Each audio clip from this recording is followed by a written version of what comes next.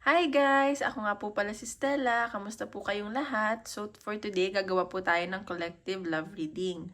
And kung bago lang po kayo dito sa channel ko, kindly click like, subscribe, and the notification bell para lagi po kayong updated sa mga bagong videos natin. Maraming salamat po! Okay, so ngayon, sisimulan natin yung collective love reading natin. Tignan natin kung ano makikita natin. Guys, sorry if may narinig kayong nagpupok-pok. May ginagawa lang po sa taas. Okay, tingnan natin. Collective love reading.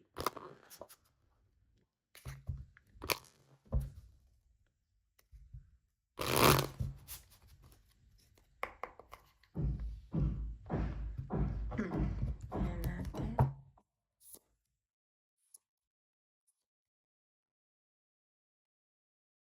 Okay. So, sa nakikita ko dito, ikaw o yung person mo, parang matagal na kayo hindi nag-uusap. Tapos, nag-overthink siya, nagdadalawang isip siyang kausapin ka. Pero mahal niyo naman yung isa't isa eh. Tsaka may nakikita din ako dito ang pagsiselos or insecurity ng maybe ikaw o yung person mo. Ayun. Hala, may paparating sa yung love interest. Mag-ingat ka lang kasi may nakikita akong betrayal. Ayun. So, tingnan natin yung side ng person mo. Tingnan natin. Sa side ng person mo makikita.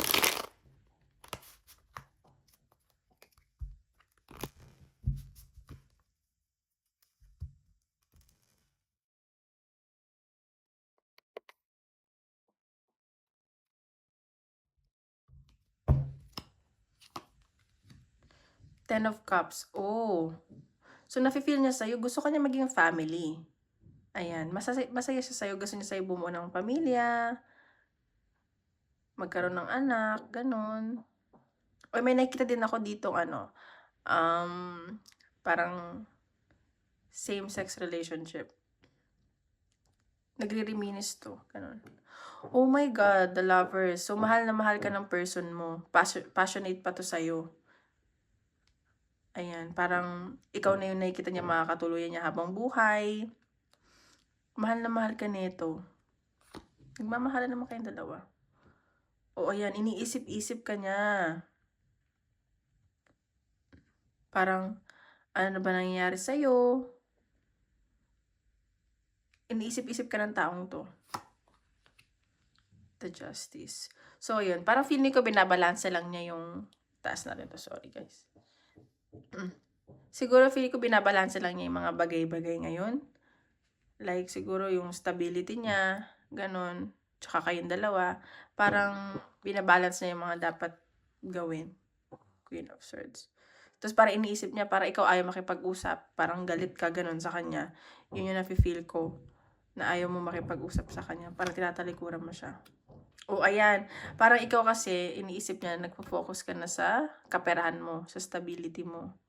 Like, marami kang pinagkakaabalahan, na parang baka may mga offers sa'yo, ganun.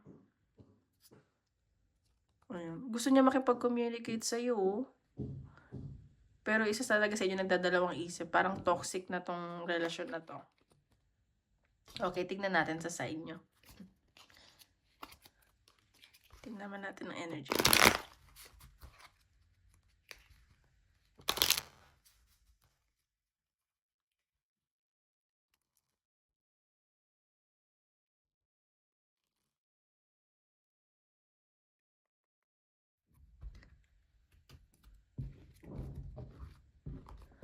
Tignan natin ang energy.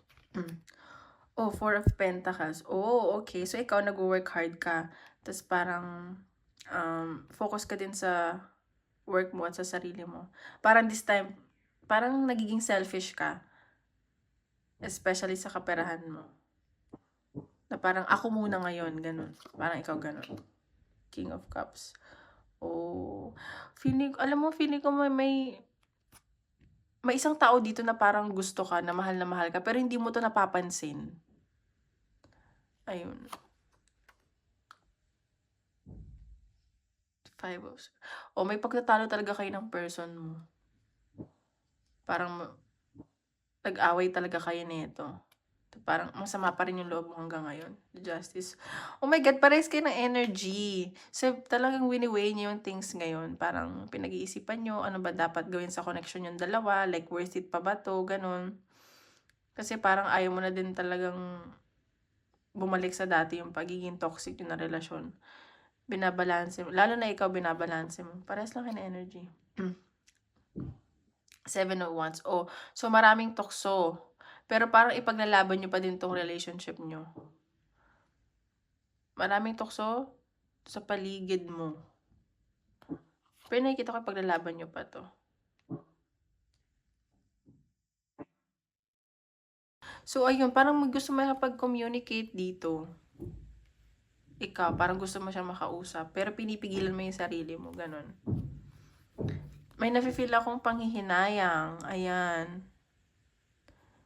Alam mo, magiging okay pa kayo. Baka bumuo pa kayo ng pamilya. Ayun. Ayun. Tingnan natin kung ano message sa'yo ng person mo. Mensahe niya sa'yo.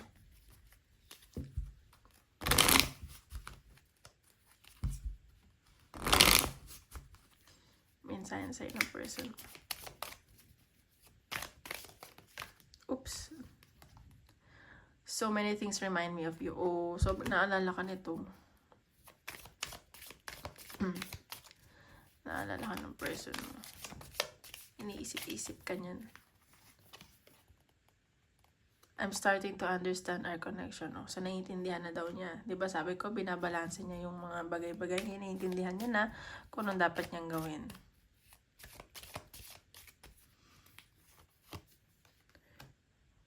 Oh, nagpabago na to. I am becoming a better person. So, ini-improve niya yung sarili niya para sa'yo at para sa connection niyo. Ganun. Nag-overthink to eh, feeling ko. Or ikaw yung nag-overthink. Tingnan natin advice sa'yo ng universe.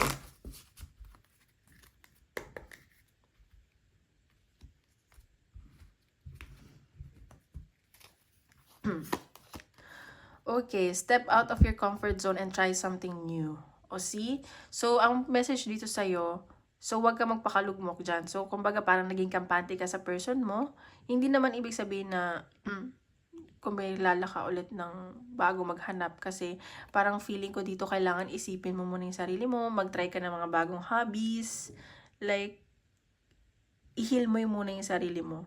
Tapos kung ready ka na, edi kung kayo talaga. Ganon. So, ito. Oh, let go of control and relax into flow. So, yun. So, wag ka mag-overthink. Like, let go mo yung mga bagay na hindi mo kontrolado. Kasi, kung ano man ang meant sa'yo, ibibigay pa rin sa'yo ng universe. So, advice dito, maglabas-labas or try new hobbies. Ganon. So, ayun lang po. Maraming salamat po. So, don't forget to like, subscribe, and click the notification bell. Thank you. Tomorrow ulit. Thank you po.